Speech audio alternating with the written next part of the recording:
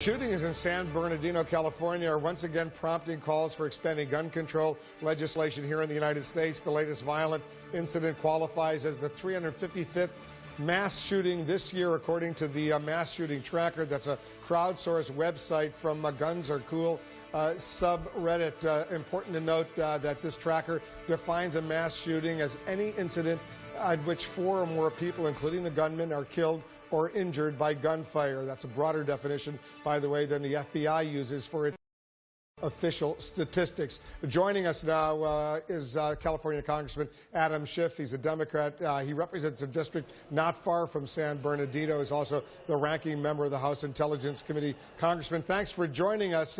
Let's talk a little bit about the latest information you're getting. What have you learned about these 2 individuals who were involved in this mass murder in San Bernardino? Well, I had a briefing by the FBI this morning, Wolf, and we're still getting a lot of information in. And at this point, we're not able to rule anything out.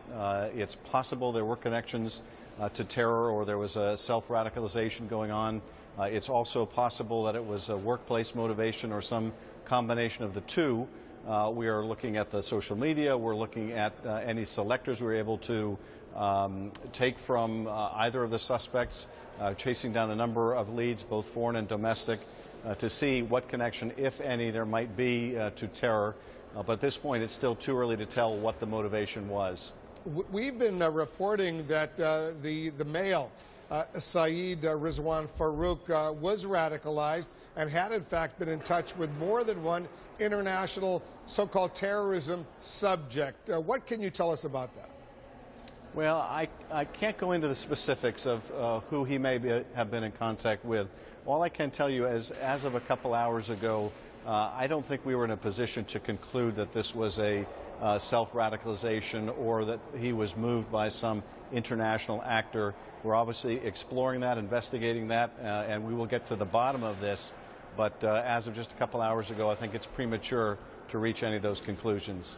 Investigators say, the police there say, they're examining what appears to have been a home bomb laboratory there. They were building apparently at least a dozen improvised explosive devices inside the home. One was at that regional center there where all those people were killed. That sounds like a much more sophisticated operation than just some disgruntled employee.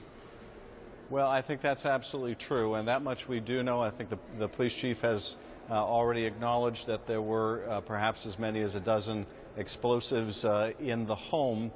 This is not a situation where someone went to a holiday party at their office, got upset, went home and got a gun. Plainly, there was a lot of advanced preparation. You don't go home after an argument and put together a dozen pipe bombs. So clearly advanced planning. It still may have had a work motivation. There may have been something that was the last straw, but obviously there was planning that had been in the works for some time. We're also learning that the 2 of them actually traveled not only to Saudi Arabia, but the FBI director there out in San Bernardino just said they had also gone to Pakistan. Do you know anything about those trips? I can't go into the details about what we know of their foreign travel, but I can assure you that is something that we're very much looking into. Obviously, we want to know both here at home and anywhere abroad, who were they in touch with, what contacts did they have, were they exposed to anyone who might have tried to radicalize them. These are certainly issues that we want to get to the bottom of. But again, I don't think we should leap to conclusions because as of this moment, I don't think we are in a position to say what the motivation was. I want you to listen to what President Obama said earlier today on the availability of guns here in the United States. Listen to this.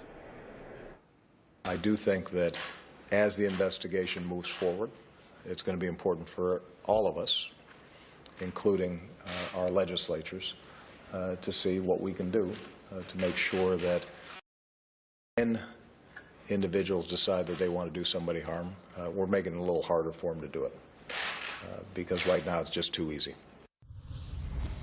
You're a veteran member of the House of Representatives.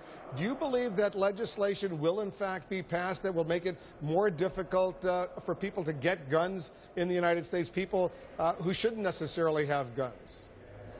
Wolf, I don't know. I certainly hope so. I would have thought after Sandy Hook, after seeing all those children massacred, that the Congress would need nothing more to do its job. But even after that horrific tragedy, we sat idle. It seems like not a week goes by, and in this case, maybe not even a few days goes by, between moments of silence on the House floor. We have a moment of silence on the House floor all the time now, Wolf, to recognize or think about or honor the victims of mass shootings. As you reported earlier, we have one just about every day in this country. They don't all make it to the House floor in the form of that solemn remembrance. I'm tired of the moments of silence. I'd like to have us have some moments of action on the House floor, take up things like universal background checks, like a prohibition on assault weapons and extended ammunition clips, like dealing with this intersection of seriously mentally ill people with ready access to firearms. These are things we can do. And I'm sure, Wolf, people are going to point out, well, if we had done some of those things, it may not have helped prevent San Bernardino, and maybe that's true. Maybe it's not, but it would prevent many of these attacks. We know the weapons used in San Bernardino were purchased legally here in the United States. Congressman Schiff, thanks very much for joining us.